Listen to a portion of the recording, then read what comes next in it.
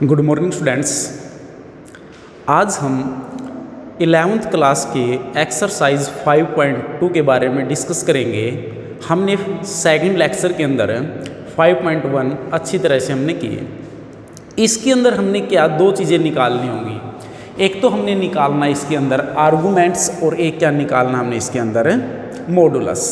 सबसे पहले arguments means modulus of Z को रिप्रेजेंटेशन करेगा और उसके बाद जो हमारे पास आर्गूमेंट्स के साथ साथ जो मॉडुलस होगा और जो आर्गूमेंट्स होगा उन दोनों के बारे में हमारे पास क्वेश्चन में पूछेगा। देखिए, सबसे पहले तो हमें एक कॉम्प्लेक्स नंबर गिवन होगा। क्या गिवन होगा? एक कॉम्प्लेक्स नंबर। कॉम्प्लेक्स नंबर, जो कॉम्प्लेक्स नंबर होगा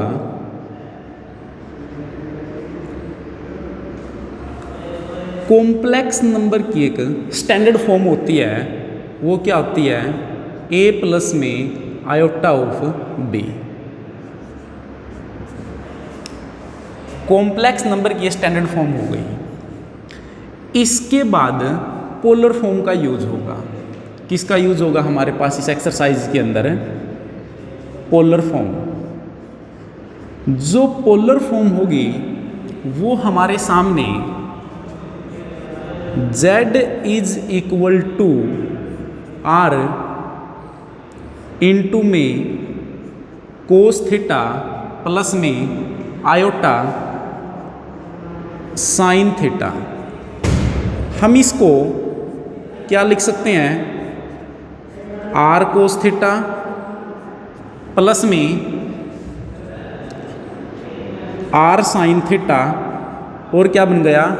आयोटा।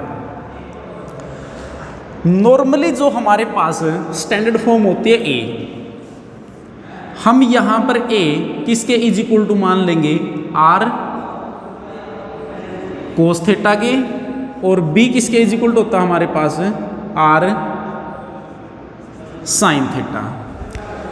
अगर हम इस स्टैंडर्ड फॉर्म में ही a और b की वैल्यू को पुट करते हैं तो हमारे पास पोलर फॉर्म बन जाती है। क्या बन जाती है हमारे पास?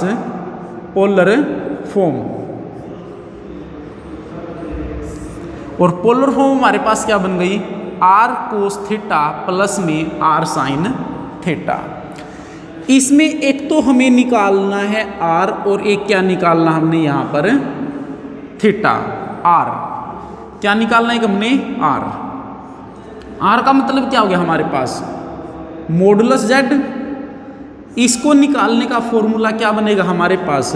Is equal to under root a square plus में b स्क्वायर। जो a स्क्वायर और b स्क्वायर है ये हमारे सामने कहां से आए? देखिए, a हमारे सामने जो कॉम्प्लेक्स नंबर गिवन होगा उसमें a प्लस आयोटा b यहां से आया।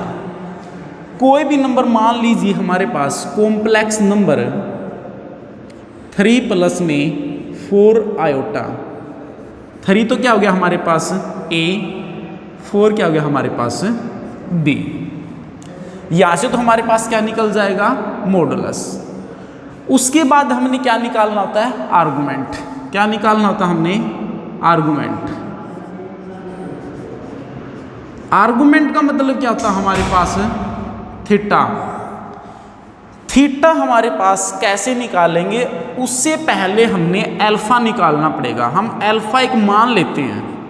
अल्फा निकालने का फॉर्मूला क्या बनेगा हमारे पास? Tangent inverse modulus b by में a। क्या बनेगा? b बाई में a। क्यों? थोड़े ही आप यहां पर कंफ्यूज होगे क्योंकि ये +2 क्लास का बन गया, किंतु उतना ही आसान है। देखिए, हमारे पास 10th क्लास में क्या आता था? Tangent 30 degree is equal to 1 में अंडर रूट 3। जो ये 10 है ना, 10 को अगर हम परली तरफ लेकर जाएंगे तो ये किस में बदलेगा? इनवर्स में। किस में बदलेगा अपने पास? ये इनवर्स में। अब जो ये वैल्यू है ना, ये वैल्यू tan इनवर्स, ये रेडियन में हमारे पास क्या हम सोल्व करते हैं, तो रेडियन में tan इनवर्स 1/√3 की वैल्यू कितनी बनेगी हमारे पास? π/6। तो ये बन गया टेंजेंट इनवर्स 1/√3। पाई का मतलब क्या हो गया? रेडियन के अकॉर्डिंग पाई की वैल्यू हमारे पास कितनी होती है? 180 डिग्री। ठीक है, तो हमने किसके लिए अपने पास भाई थीटा के लिए में क्या निकालना पड़ेगा? अल्फा। अब जो ये अल्फा निकाला है उसके बाद हमने एंगल निकालना पड़ेगा। वो हमने क्वाड्रेंट में कैसे चेक करना, हमने उसके बारे में भी देखना हुआ। देखिए, अब हम आपको क्वाड्रेंट के अकॉर्डिंग बताते हैं एंगल हम कैसे निकालेंगे। ध्यान से समझना। देखिए, सबसे पहले आपको चारों के चारों क्वाड्रेंट का पता होना चाहिए। हम इसको क्या लिखेंगे? x, इसको हम क्या लिखेंगे? x डैश, इसको हम क्या लिखेंगे? y, y dash. ये तो हो गया हमारे सामने प्लस और प्लस, फर्स्ट क्वाड्रेंट। इसमें जो थीटा होगा वो किसके इज इक्वल टू होगा अपने पास? अल्फा। ये क्या बन गया हमारे पास? माइनस और प्लस। इसमें जो थीटा होगा वो किसके इज इक्वल टू होगा अपने पास? Pi minus alpha. ये हमारे सामने थर्ड क्वाड्रेंट हो गया माइनस और माइनस। इसमें थीटा माइनस पाई प्लस में अल्फा के इज इक्वल टू होगा। ये कौन सा क्वाड्रेंट हो गया हमारे पास? फोर्थ, प्लस और माइनस। इसमें थीटा माइनस अल्फा के इज इक्वल टू होगा। आपने थोड़ा ये ध्यान रखना है। ठीक है, अब हम एक क्वेश्चन लेते हैं। देखिए, उस क्वेश्चन के अंदर हमने मॉडुलस और आर्गुमेंट्स दोनों के दोनों ही निकालने हैं। हमारे पास एक कॉम्प्लेक्स नंबर गिवन होगा। क्या गिवन होगा हमारे पास? एक कॉम्प्लेक्स नंबर। देखिए, द गिवन कॉम्प्लेक्स नंबर, अच्छे से करना हमने। द गिवन कॉम्प्लेक्स नंबर क्या गिवन है? The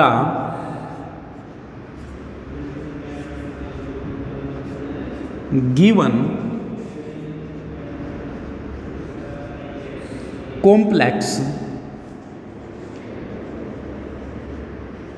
number. क्या बोल दिया? Given complex number z is equal to, first question है -1 माइनस आयोटा √3। सबसे पहले हम इसको स्टैंडर्ड फॉर्म से कंपेयर करेंगे। किससे कंपेयर करेंगे? Standard form. हमारी स्टैंडर्ड फॉर्म क्या होती है? a प्लस में आयोटा b। तो यहाँ से a की वैल्यू हमारे पास क्या आई? -1। b की वैल्यू आयोटा को छोड़कर, यानी ये हमारे सामने कौन सा हो गया? रियल और इमेजिनरी पार्ट। तो आयोटा को छोड़कर -3। हमने क्या निकालना है? एक तो निकालना हमने इसके अंदर मॉडुलस, यानी r मॉडुलस z, हमने ये निकालना है। ठीक है, हम इसको क्या बोलेंगे? मॉडुलस। इसको निकालने का हमने क्या फॉर्मूला बताया था अभी अभी आपको? √a²। स्क्वायर क्या हमारे पास? -1 का स्क्वायर b² माइनस √3 का स्क्वायर। ये क्या बन गया? 1। अगर हम इसको कैलकुलेशन करेंगे क्या आएगा हमारे पास? 3। इसके बाद √4। 4 का रूट क्या बनेगा हमारे पास? प्लस और -2। तो इसका मतलब हमारे पास जो मॉडुलस है वो क्या बन गया हमारे पास 2। अब हमें किसकी जरूरत रहेगी हमारे पास आर्गुमेंट्स। आर्गुमेंट्स यानी थीटा। आर्गुमेंट्स मीन्स क्या हो गया हमारे पास थीटा। हम डायरेक्ट थीटा नहीं निकालेंगे, उसके लिए हमें क्या निकालना पड़ेगा अल्फा। और अल्फा निकालने का फॉर्मूला क्या था हमारे पास tan इनवर्स मॉडुलस। मॉडुलस के अंदर अगर कोई भी हमारे सामने फंक्शन है, अगर वो पॉजिटिव है बाहर आकर पॉजिटिव ही रहेगा, अगर नेगेटिव है तो पॉजिटिव ही रहेगा। देखिए तो आपने क्या निकालना यहाँ पर अल्फा टेंजेंट इनवर्स बी की वैल्यू हमारे पास क्या होगी -√3। ए की वैल्यू क्या होगी हमारे पास -1। माइनस और माइनस कैंसल, या फिर मॉडुलस के अंदर क्या हो जाएंगे पॉजिटिव। तो alpha is equal to tangent inverse कितना हो गया हमारे पास यहाँ पर √3। कितना हो गया √3। √3 पर वैल्यू क्या होती है हमारे पास π/3।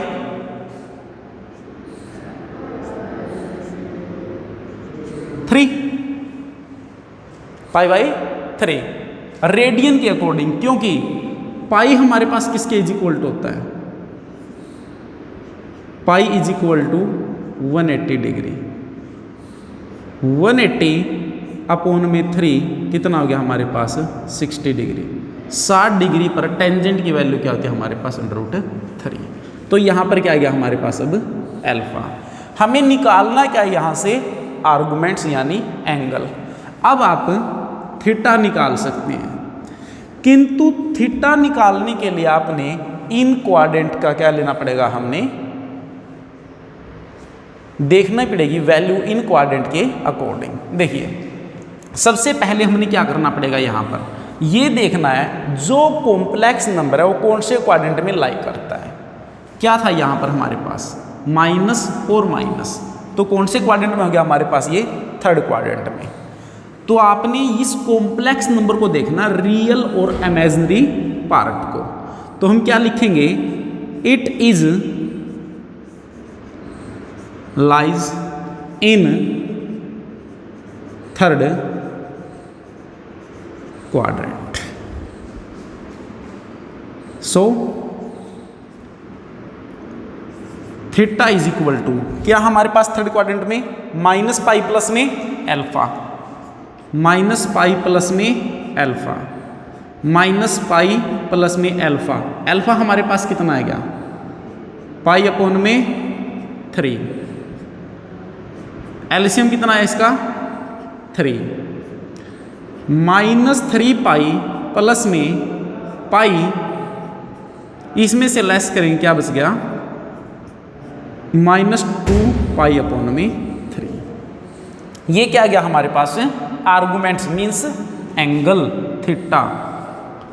हमने क्या निकालना था, हम यहाँ से एक तो निकालना था हमने यहाँ पर आर्गुमेंट्स, और एक क्या निकालना था हमने यहाँ पर मॉडुलस। ठीक है, देखिए इसी तरह से हम इसका क्वेश्चन नंबर नेक्स्ट करेंगे। देखिए ये जो हमारे पास हमने एक स्ट्रक्चर जो बनाया है एंगल निकालने का, हम इसको एज इट इज रखेंगे। सिर्फ हमने क्या करना है कॉम्प्लेक्स नंबर की स्टेटमेंट को चेंज करना है। देखिए उसमें क्या होगा, उसमें भी हमने इसी तरह से आर्गुमेंट्स और मॉडुलस निकालना है। सबसे पहले कॉम्प्लेक्स नंबर की जो स्टेटमेंट है -3 z is equal to -√3 plus में आयोटा। ठीक है, देखिए सबसे पहले स्टैंडर्ड फॉर्म क्या बनती है हमारी a प्लस में आयोटा b। तो यहाँ पर a कितना हो गया -√3, b क्या हो गया आयोटा को छोड़ेंगे, इसका कोफिशिएंट क्या हो गया हमारे पास 1। हमने क्या निकालना है मॉडुलस z। क्या फॉर्मूला था इसका हमारे पास, ए स्क्वायर प्लस में B square is equal to A कितना हो गया -√3 का होल स्क्वायर, बी कितना हो गया 1 का होल स्क्वायर। अगर हम इसको सोल्व करते हैं क्या बचेगा 3 + 1, तो यहाँ पर कितना आ गया √4। 4 का रूट क्या था हमारे पास 2, यानी मॉडुलस तो हमारे पास कितना आ गया 2। अब हमने निकालना क्या है आर्गुमेंट्स। क्या निकालना अब हमने आर्गुमेंट। आर्गुमेंट का मतलब क्या हो गया हमारे पास थीटा। उसके लिए हमें क्या निकालना पड़ेगा सबसे पहले अल्फा। अल्फा निकालने का फॉर्मूला क्या था, टेंजेंट इनवर्स मॉडुलस b/a। देखिए क्योंकि अल्फा इस जैसे निकाला, यहाँ पर जो हम एंगल निकालते हैं हमने उसके अंदर एक फंक्शन अल्फा भी मान रखा है। टेंजेंट इनवर्स मॉडुलस b की वैल्यू कितनी हमारे पास 1 बाय में √3। मॉडुलस के अंदर है नेगेटिव तो पॉजिटिव, तो क्या बन गया हमारा यहाँ पर टेंजेंट इनवर्स 1 में √3। अल्फा tan इनवर्स 1/√3 कितने पर होगी हमारे पास 30 पर वैल्यू क्या होती है π/6। क्या हो गया π/6, क्योंकि टेंजेंट 1/√3 टेंजेंट 30 पर वैल्यू 1 में √3 होती है। अब हमने यहाँ पर क्या निकालना है थीटा आर्गुमेंट्स। अब ये देखना ये कौन से क्वाड्रेंट में लाइक करता है, माइनस और प्लस। देखिए माइनस और प्लस कौन से क्वाड्रेंट में चला गया सेकंड क्वाड्रेंट में, तो आपने क्या लिखना पड़ेगा it is lies in second quadrant.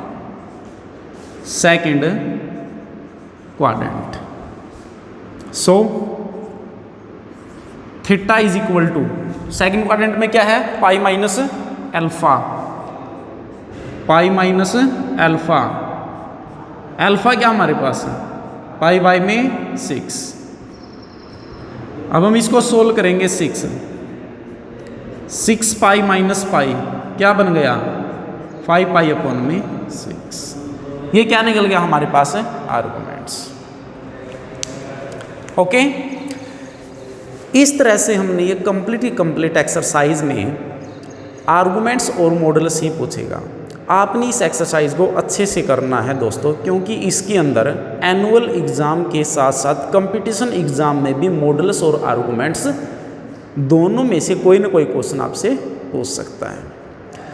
I hope आप समझ गए होंगे कि इस तरह से आपने क्या आर्गुमेंट्स और जो मॉडल्स निकाल कर पोलर फॉर्म में भी हमने वैल्यू को पुट करना, जो नेक्स्ट हमारे सामने 3 से 8 तक क्वेश्चन है, इसी तरह से आपने करने हैं।